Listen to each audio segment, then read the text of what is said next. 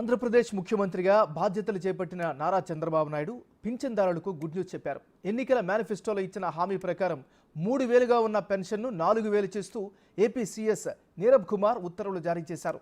సాధారణ పెన్షన్గా ఉన్న పేరును మళ్ళీ ఎన్టీఆర్ భరోసాగా పునరుద్ధరించారు.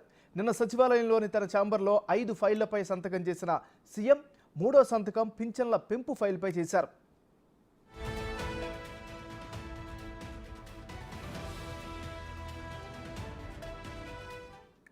వృద్ధులు, వితంతువులు, ఒంటరి మహిళలు, చేనేత కార్మికులు, మత్స్యకారులు, డప్పు కళాకారులు, కళ్ళుగీత కార్మికులు, హిజ్రాలు, హెచ్ఐవి బాధితులకు ఇక నుంచి నెలకు 4,000 పెన్షన్ అందించనుంది ఆంధ్రప్రదేశ్ ప్రభుత్వం.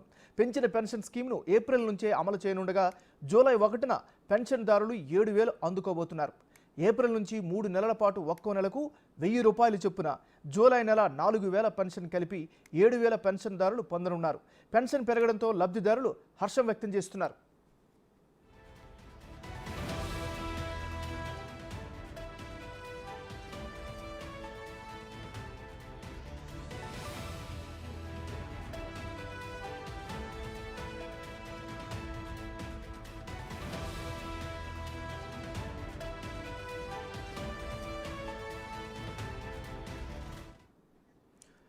మన బ్రేక్ న్యూస్ చూస్తున్నాం. ప్రభుత్వ ఉద్యోగాల భర్తీపై చంద్రబాబు నాయుడు ఫోకస్ పెట్టారు.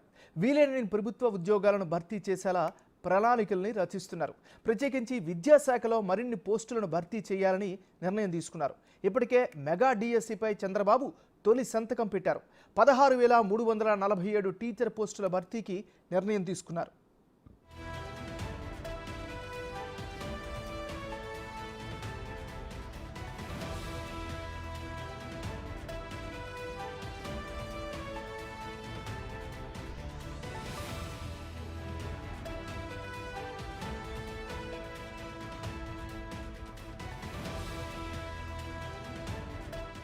బులెటిన్లో మనం బ్రేకింగ్ న్యూస్ చూస్తున్నాం. ప్రభుత్వ ఉద్యోగాల భర్తీపై చంద్రబాబు నాయుడు ఫోకస్ పెట్టారు. వీలైనన్ని ప్రభుత్వ ఉద్యోగాలను భర్తీ చేసేలా ప్రణాళికలు రచిస్తున్నారు.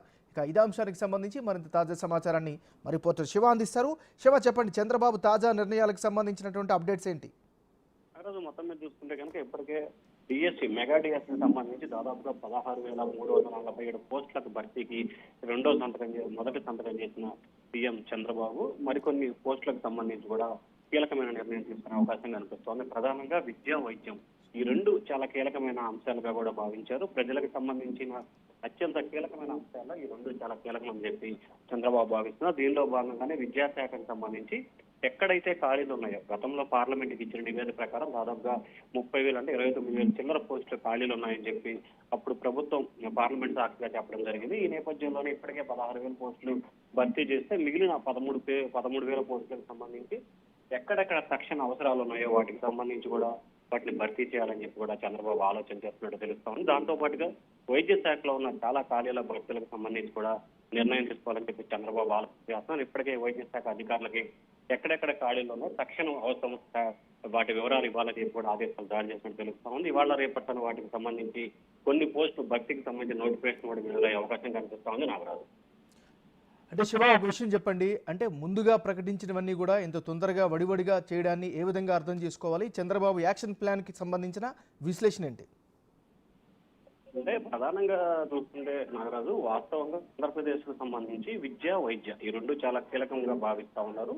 దాంతో పాటు ఏదైతే యాక్షన్ ప్లాన్ కి సంబంధించి గతం 2014 నుంచి వరకు కూడా చంద్రబాబుకు సంబంధించిన హామీ ఇస్తే నెరవేరదు అనేది ఎక్కువగా ప్రతిపక్షాలు విస్తృతంగా ప్రచారం చేసిన పరిస్థితి ప్రామాణికంగా తీసుకున్న చంద్రబాబు తాను ఏదైతే హామీలు ఇచ్చానో ఆ హామీల కంటే ఎక్కువగానే చేసి చూపించాలనే దృఢ సంకల్పంతో చంద్రబాబు ఉన్నట్టు తెలుస్తా ఉంది. దానిలో భాగంగానే ఇప్పటి వరకు చెప్పిన డిఎస్సి కాకుండా మిగిలిన పోస్టుల భర్తీకి కూడా నిర్ణయం తీసుకున్నారు. ఒక విద్యా, వైద్యే కాదు అన్ని శాఖలకు సంబంధించిన ఖాళీలని భర్తీ చేసేందుకు కూడా కార్యాచరణ రూపొందిస్తున్నారు. ఎందుకంటే పరమైన అంశాలకు సంబంధించి వేగంగా ముందుకెళ్లాలంటే ఖచ్చితంగా ఖాళీలన్నీ కూడా భర్తీ చేసిన పరిస్థితి. గత 5 సంవత్సరాల కాలంగా అన్ని శాఖలను కూడా గత ప్రభుత్వం నిర్లక్ష్యం చేసిన పరిస్థితి కనిపించింది. కేవలం బటన్ నొక్కడానికి ఇచ్చిన ప్రాధాన్యత ఇంకా దేనికి కూడా ఇవ్వని పరిస్థితి కనిపిస్తుంది. సో ఈ నేపథ్యంలోనే ఇప్పుడు అటువంటి పరిస్థితులు కాకుండా ఒకవైపు సంక్షేమం, మరొక వైపు అభివృద్ధి, మరొక వైపు నిరుద్యోగ యువతకు సంబంధించి ఉపాధి కల్పించడం, ఈ 3 అంశాలని ప్రామాణికంగా తీసుకొని ముందుకు వెళ్లాలని చెప్పి చంద్రబాబు